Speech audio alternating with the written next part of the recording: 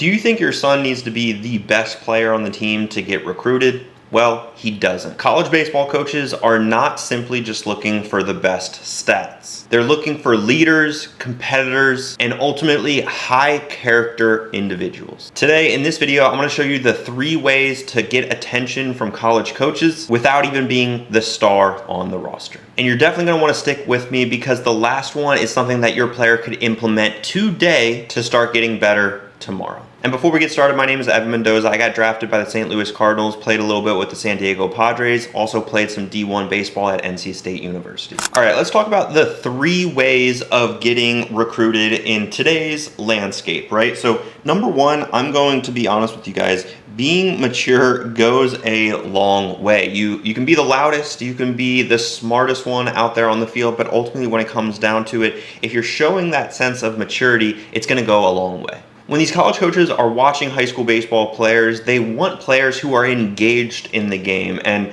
speaking from experience, I've gone to many different high school baseball games, and it's actually very shocking, especially travel ball in the summertime. I'll take some pictures. It's just a fun hobby that I like to do. But ultimately, I see so many kids on their phones in the dugout and just not engaged in the game. They're not watching the other starting pitcher on the other team like a hawk, and they're not trying to understand their sequence. There's just so much that they're not engaged with. And ultimately, college coaches will want players who are engaged in the game. So this is where it's important for you as a parent to encourage your son to call out the offensive strategies, be the most vocal player out there on defense as far as how many outs, where the ball's going to be going, who's going to be turning to, who's got bag coverage if you're the shortstop or second baseman. These are things that definitely can go a long way, and especially if you're vocal towards the pitcher, right? If he's struggling, hey, come on, let's go, tapping the glove, making sure he has that built-up confidence during the game when maybe his accuracy isn't so great. Ultimately, when he leads with his voice, that leadership quality that college coaches are looking for is going to be shown dramatically. And this is something that I think is really important. Maybe you want to instill it in your son one day, is this simple quote: your voice can make you a leader before your stats even do. So this is where it's really important that maturity comes into it, because you have to be mature to understand the game to this deeper level of this is a team environment. And yes, we want to make sure that we are mature with everything that we're doing. All right, next up is probably one of the most important is your hustle. And your son's hustle is definitely very, very important, because when college coaches come to a game, they're not necessarily even looking at whether your son performs or not. Yes, it's going to be great if your son performs. And for example, like I landed a college scholarship by throwing a complete game shutout on 70 pitches, allowed 2 base runners, and both 2 base runners I picked off. So definitely a great performance, but it's really important the way that you carry yourself on the failure day. So yes, I got committed in that great performance, but that wasn't the only time that the NC State recruiting coordinator, Chris Hart, watched me play. He watched me pitch other instances as well where I didn't perform as well, right? So it's about how you carry yourself, and ultimately baseball is a game of failure, so you can't expect to be performing each and every day. So this is where coaches will look at the little things like how well you're running, right? As far as, home to first, right? Because these things don't take skill, guys. I can't stress this enough, especially if you're a parent listening to this. You definitely need to instill this into your son, because that is an effort.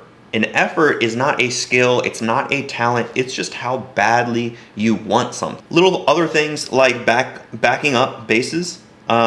This is a huge one, because yes, if you're a pitcher and you gave up a double in the gap, but he might go to third, you definitely need to be backing up that base, because these are the little things that, yes, you can shrug your shoulders that you just gave up and nuke, right? But at the end of the day, we need to be doing the responsible thing of backing up that bag in case the base runner tries to stretch it into a triple. And if he does, what if the relay is a bad throw? It turns into an inside the Parker. It looks like a circus because we weren't able to be more mature and responsible and showing that hustle, again, backing up that base. Another one that don't really have too much space for, but I'll put it down here, is being the first one on and off the field. So this is where, if you're playing shortstop, this is something that I love to do, is right once that third out has been recorded, make an aggressive jog out to, or not out, but into the dugout, because this is going to show that you're not lackadaisical. You're not jogging into the dugout. You have a little bit of a pep in your step, right? And this is where in, obviously summer baseball, you can get away with jogging into the dugout.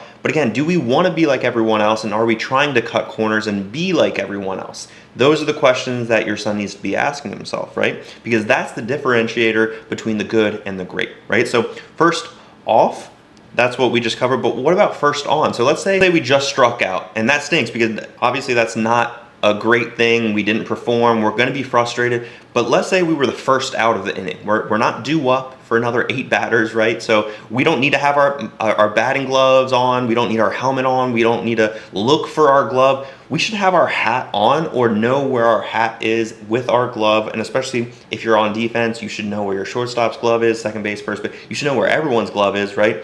But we need to know where that is, so that way when that third out is recorded for our team when we're hitting, it's very easy for us to just transition over to defense and be the first one out on the field. Again, we have that pep in our step to be the first one onto the field as well. It just shows that we're engaged. Again, with that maturity, this is where, I even did this all the way up into pro base. I did this all the way up into professional baseball because this is something that I take incredibly seriously, not only in travel ball, in high school and college, because it just shows that professionalism. It shows that maturity that I know what I'm doing. I'm not due up, so it's not like I need to be looking for anything. If I needed to go to the bathroom, let's do it right after I struck out, right? Let's make sure that there's that time and place. And let's say, for example, if we had to go to the bathroom in between innings, I get it, it happens. Let's make sure that we're doing that in a correct way. Well, let's not do it when we're due up second or third, right? We need to be thinking the game to a deeper level, and these are the tiny little things that I like to help my students out with inside my Mendoza Baseball Academy. And if you want your son to develop this kind of presence, feel free to book an eligibility review down below in the description with either myself or one of my team members to see if we're a good fit to work together. Inside my Mendoza Baseball Academy, I teach the triple play, which helps with that leadership, that confidence, as well as developing physically and also generating that recruiting strategy. All right, last but not least, probably the most important, and this is something that, again, your son can start integrating into his routine today, is learning baseball IQ. And if you've never heard of baseball IQ, I'll explain it to you right now. It's basically your SAT score on the game of baseball, right? And yes, there's not necessarily a score associated with your baseball IQ, but it's shown through actions. Again, being first one on and off the field, this is showing that good baseball IQ, because let's be honest, you have to have that understanding of how the game flows. You have to understand going out to your position, having a little bit of a pep in your step, picking up your first baseman. Let's say if he just grounded out and he was the last out of the inning. If you're the shortstop and you just struck out, yes, we want to make sure that we pick up our first baseman glove and hat and delivers it to him out there on the field, especially if we're the third base dugout. I'm getting into the weeds of it all, but this is how my mind thinks, because these are the important things that I didn't only just do in high school, but I did in college. And of course, it's expected when you're a professional baseball player playing 140 plus games every single year, you're in spring training. These are the things, this is the flow of the game that high school baseball players just don't comprehend at this stage. So again, your baseball IQ is like knowing the next play.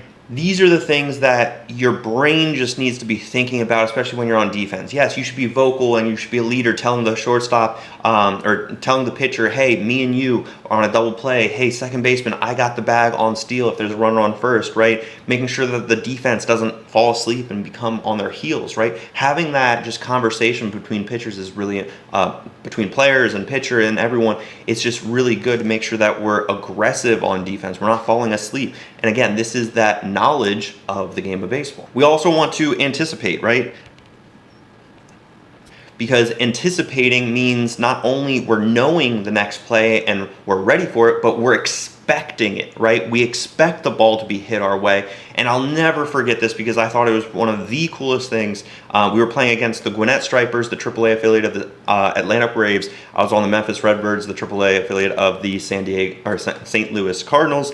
And based off of this one individual's swing, I don't exactly remember who it was, but I know he was a speedster.